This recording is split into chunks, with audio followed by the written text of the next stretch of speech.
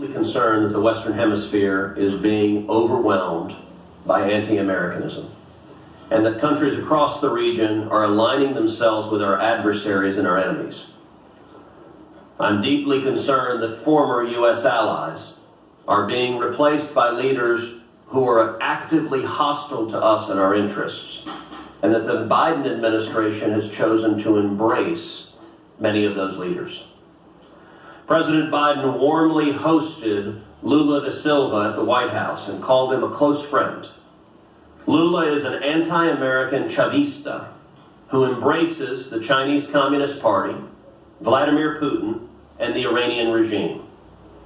I'll note that President Biden has not extended the same courtesy to Israeli Prime Minister Benjamin Netanyahu, and indeed the Biden White House has made clear that Israel's Prime Minister is not welcome in the Biden White House. Now, one of the very insidious ways that our adversaries and our enemies have infiltrated the region is through corruption. China, Russia, and Iran all exploit endemic corruption, including and especially corruption driven by left-wing movements to advance their geopolitical agendas.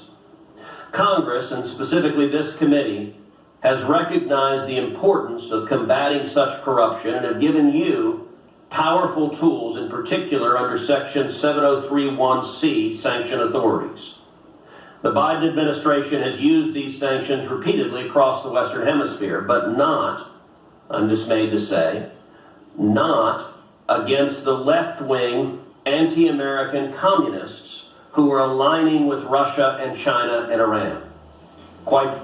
Brasil, no caso. The administration has looked the other way at malign behavior from such actors. Well, Brazil. Bolsonaro, a pro-American leader, was replaced, to the Biden administration's cheering, with an anti-American radical Lula.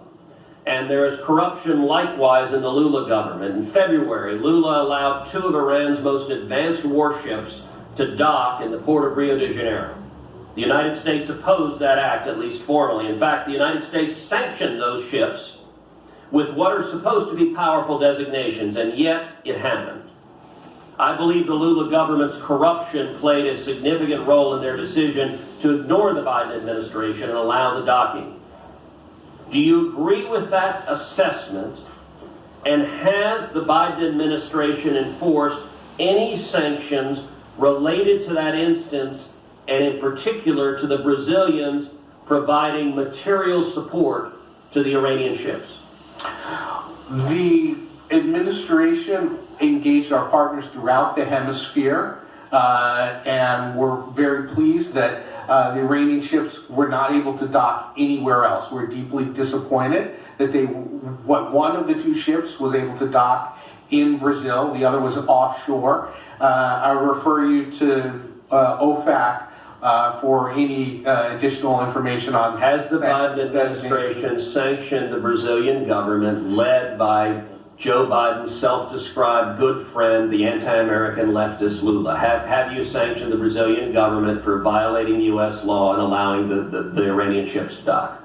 I would refer you to OFAC as to whether or not they've made a determination that action violated. You don't know whether you've sanctioned Brazil? I would refer you to OFAC. Do you know?